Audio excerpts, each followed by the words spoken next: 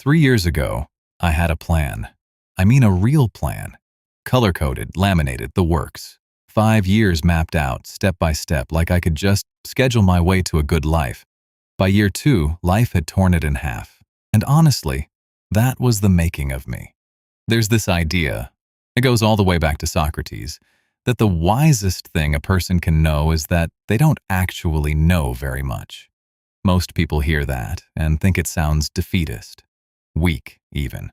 I used to think that too. But I want to make the case today that not knowing, genuinely sitting with the uncertainty of not having it all figured out, is one of the most powerful places you can operate from.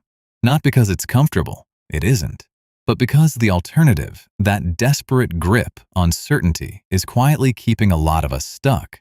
This isn't a video about giving up on goals. It's about why your white-knuckle need to control every outcome might be the exact thing standing between you and the life you actually want. Let's get into it. Here's something I've noticed, and maybe you've felt this too.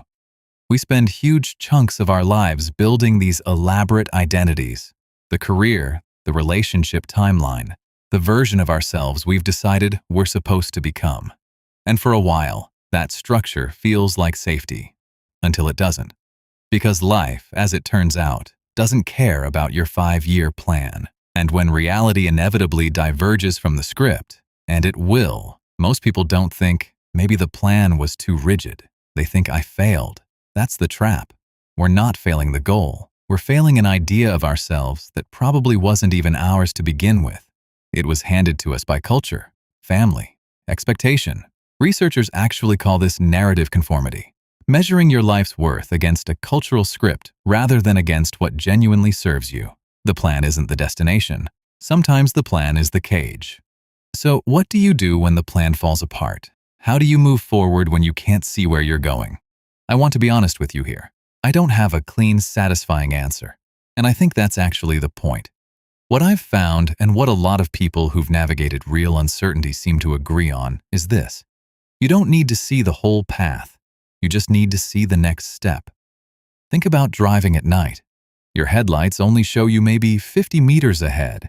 You can't see your destination, but you can get anywhere in the country just by following what's lit up in front of you, one stretch at a time. That's it. That's the whole thing. The question isn't, what's my passion for the rest of my life? That question is enormous and paralyzing and, frankly, unfair to ask yourself. The better question, the one that actually moves you, what genuinely interests me right now? Start there. Take that step. The next one tends to appear.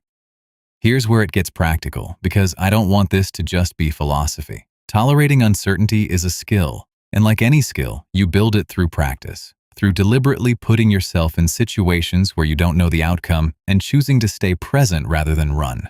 I started small. Cold showers. Not because I read some biohacking article. Genuinely, I was just terrified of them. Every morning, my brain would scream at me to turn the heat back up, and every morning, I had to choose not to. That tiny, ridiculous daily practice of doing the uncomfortable thing built something in me, a quieter confidence, a sense of, I can handle more than I think. It sounds small. It wasn't. You probably have your version of this, the difficult conversation you keep postponing, the creative project you keep almost starting. That persistent low-grade avoidance is the exact signal. The thing you keep skirting around is usually the thing most worth walking toward. And yes, it'll feel frightening just before you do it. That feeling, that's not a stop sign. In my experience, that fear just before a genuine leap is almost always confirmation that it matters. Bravery isn't the absence of that fear. It's moving anyway.